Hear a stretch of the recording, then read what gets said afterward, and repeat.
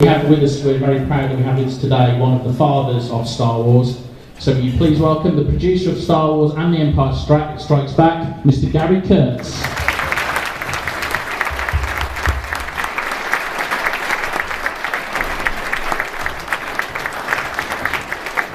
Thank you.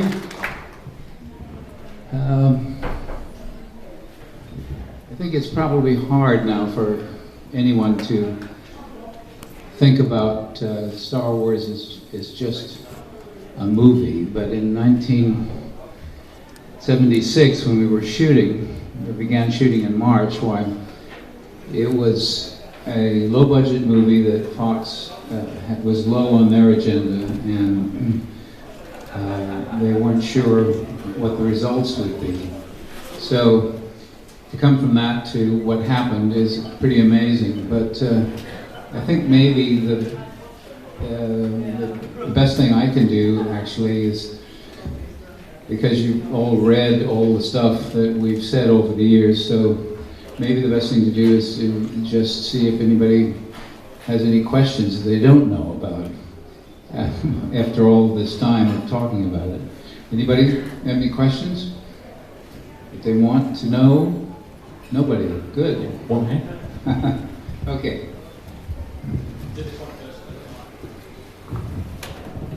What technical difficulties do you have shooting in Norway? For Empire, we were looking for snow locations that were accessible, and I had people out looking all over Northern Europe, and we found some great locations in Finland and Northern Canada too, but they weren't very accessible. So the Finse Glacier was perfect because it was right on the main line railway between Oslo and Bergen, and which means that they kept the rail line open no matter how bad the snow was. And that was critical for us because, although we didn't know it at the time, we had a huge blizzard. This is very typical on film locations. Usually you get a local who says, gee, this is unusual, it never really snows this much, or rains this much, or whatever it is. And we had a huge blizzard, the worst in 40 years. It had 18 feet of snow, and had to dig a tunnel from the train station to the ski lodge to get the people off the train. So it was good that it was on the main rail line, because we would have never gotten half the cast and crew up there if we didn't have that. So that was the principal reason. And we had a ski lodge. We leased the entire ski lodge, which had enough room for the entire crew. Okay, we have another question over here. Hi. All the photos you took on set, are you going to be releasing them in a book? Yes, I keep saying that I am, but I haven't really had a lot of time to deal with it yet. So slowly, a few hours a week, I devote to that, and maybe within the next 4 or 5 years it'll be done. We have a question right at the back here. Put your hand up. Hi Gary, thanks for coming. I just wondered if you could share any memories of working with Ralph McQuarrie and also John Barry. Sorry, I couldn't hear that. Just wondered if you could share any stories or recollections and memories of working with Ralph McQuarrie and John Barry on Star Wars. Oh yes, yeah. This last year has been a bit sad because Ralph died, and several other people. Our chief fencing master also died, and I did have a chance with Bob Anderson to do an interview with him last year that we're going to include in our documentary. But with Ralph, he was an artist that had done a lot of work for NASA and some speculative drawings on space probes and things. And when I was looking for artists for concept art, he was one of the names that kept coming up. And he had actually done a piece of art for a friend of ours, for Hal Barwood, who was working on a science fiction television thing.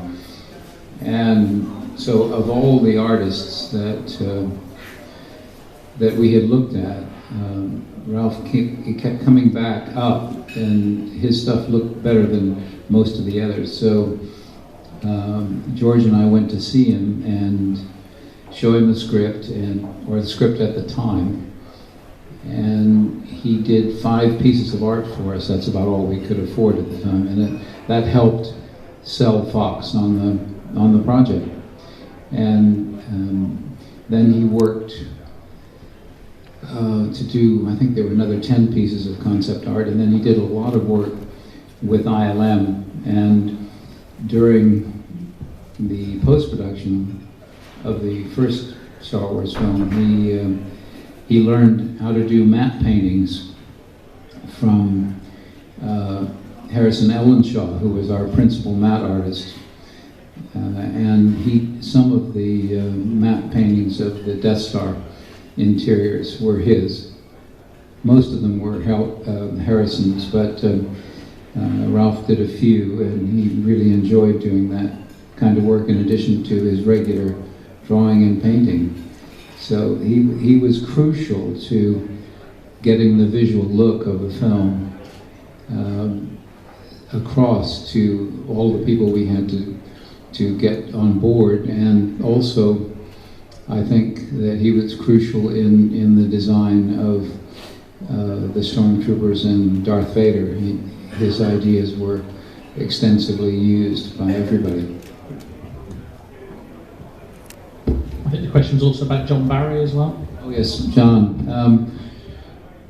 John was on a long list of English art directors, and George and I went down to Mexico to visit the set of Stanley Donen's picture, Lucky Lady, which was shooting in early 75, I think, because John was the production designer and also the cameraman on that show. Jeffrey Unsworth was one of the ones that we were considering using. So we got to meet with John on that, and I met with 3 other art directors, but John seemed to be the right one. He had the right attitude toward what we wanted to do with little money. And so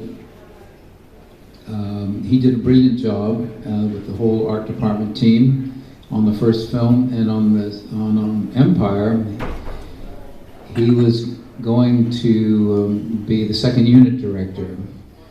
And we started out in the first week. He did some really good work on the second unit in the hangar. And then one day he came into my office early in the morning. He said he didn't feel well, and I had him lie down on the sofa, and by noon it got worse, and we sent him to the hospital. And by late that same night, he had died, and it was a tremendous shock to everybody. He had some kind of, he had picked up some kind of rare form of, I think it was meningitis, actually. And so everybody that came in contact with him for the last 24 hours had to be tested. Unfortunately, it wasn't, it hadn't passed on to anybody else, but we had to kind of reshape the unit then, because I had to shoot the second unit myself for a while, and then I got somebody else in to do it. But his influence on the overall art department of the first film and on the design of some of the elements in Empire were significant too. So between them, I think they contributed a tremendous amount.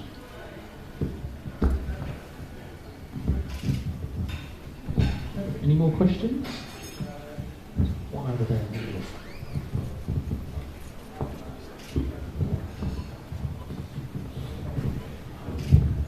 Hi. Two of the greatest films came out in 1980, in my opinion, Empire Strikes Back and The Shining. Were there any visits from sets with each other?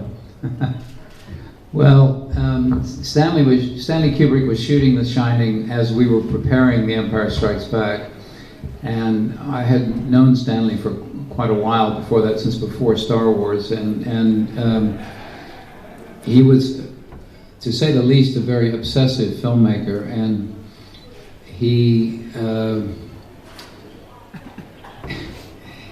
had this set on stage 4, which doesn't exist anymore here, but of the maze, a miniature of the maze for The Shining, and he was trying to shoot this shot straight up and down, where the camera zooms back from the maze up into the sky, and because one single zoom lens wouldn't be enough to get the range that he was looking for, he had to use 2 or 3 lenses and dissolve them together. And he kept shooting this shot over and over again.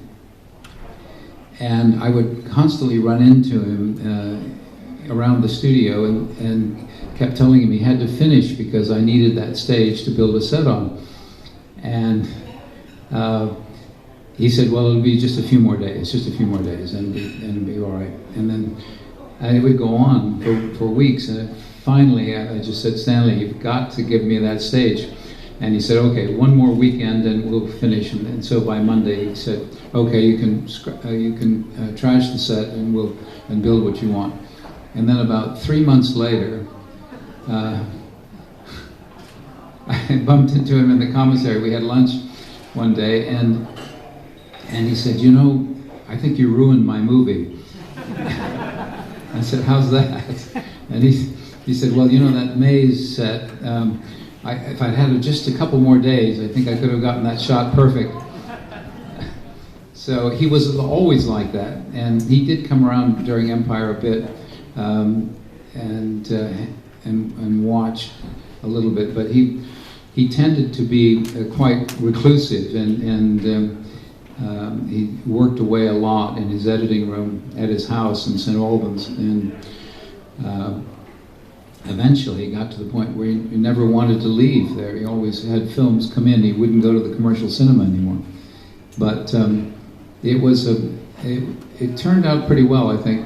I think he spent probably too much time on it, but given the kind of film it was, because Jack Nicholson is a friend of mine, and we had worked together in the Roger Corman days back in the 60s, and he came over for dinner several times during the shooting of The Shining, and he kept saying, I can't understand it. He wants me to do 30, 40 takes on the same shot over and over again, and Jack is the kind of actor who always did his best work on the second takes.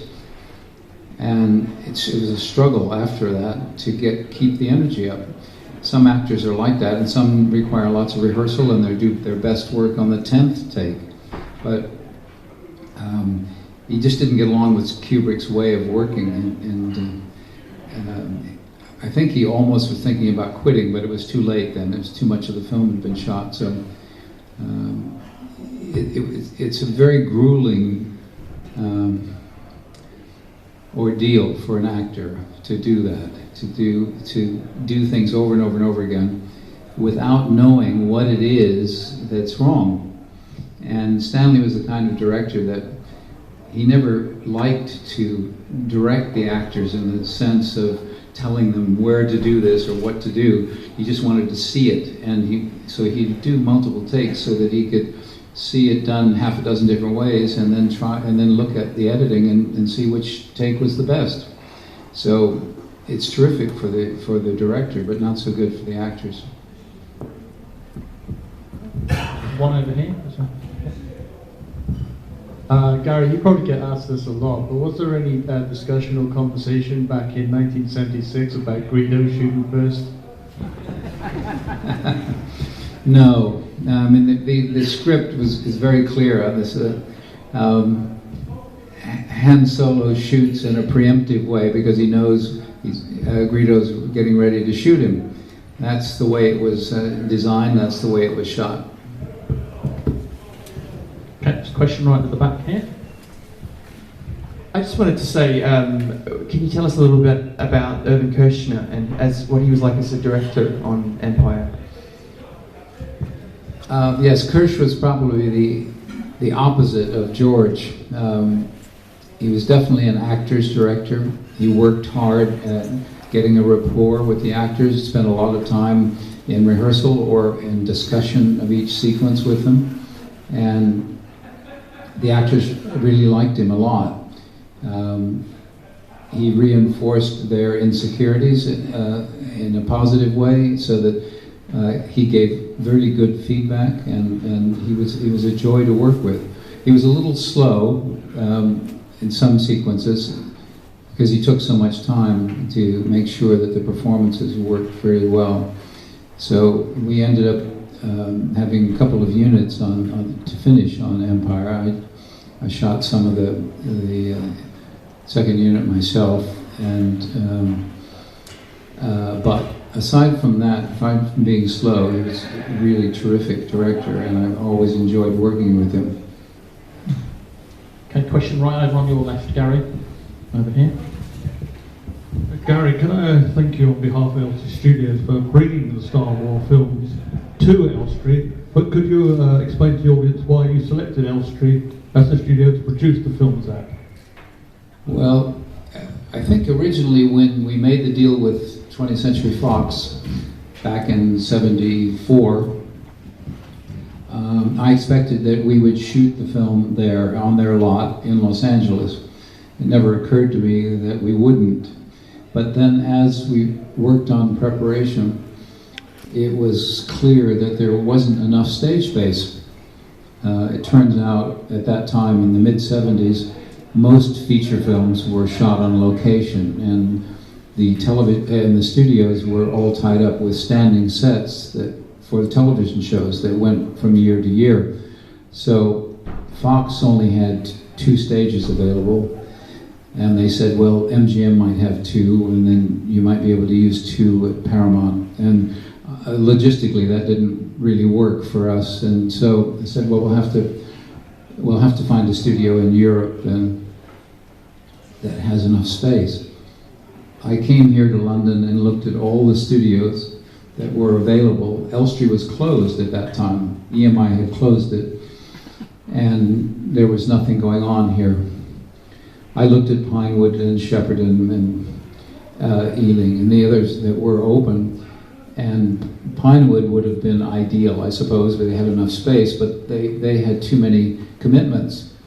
So I moved on. I went to Paris, and I went to Berlin, I went to Rome, I went to Budapest, I went to everywhere in Europe that had reasonable sized studios, and almost settled on Cinecittà in Rome, but the Italians don't know how to be quiet and shoot live sound. They dub everything, so they don't care. And the sound stages aren't soundproof, really. So I decided we couldn't really work that way. I came back to London, and one of the Fox people said, well, what about Elstree? And so we met with the EMI people. We looked at the studio here, and it was ideal. We had 8, 9 sound stages and workshops and things that go along with it. And so we made a deal with EMI, a 4-wall deal, where EMI would provide security and electricity, and we would bring in all of our own staff.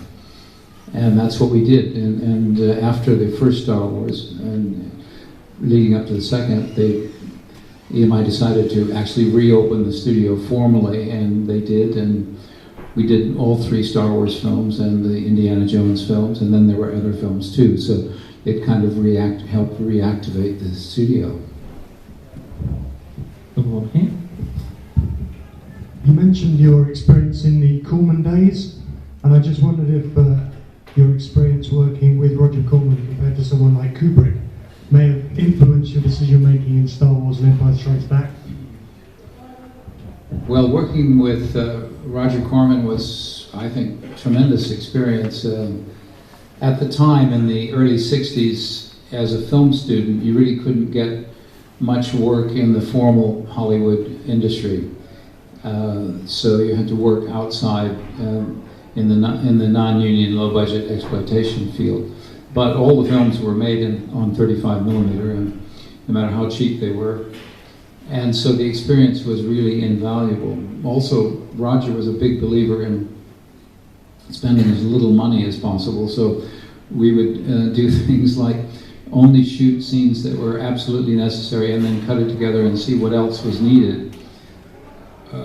And I used all of those techniques to get the first Star Wars finished, because we had something like 385 visual effects shots storyboarded, and had them all put up on the wall, and we coded them in a ABCD form so that the important ones could get done, and if we ran out of time or money, we would drop the D ones because they might not be necessary. And that was also something I learned from Roger, that if you spend more time and energy than you need to, beyond the point where the audience would accept the shot, then you're wasting your resources. And it's kind of like running a marathon. If you run too fast in the first half, you don't finish. So you have to pace yourself, and it's the same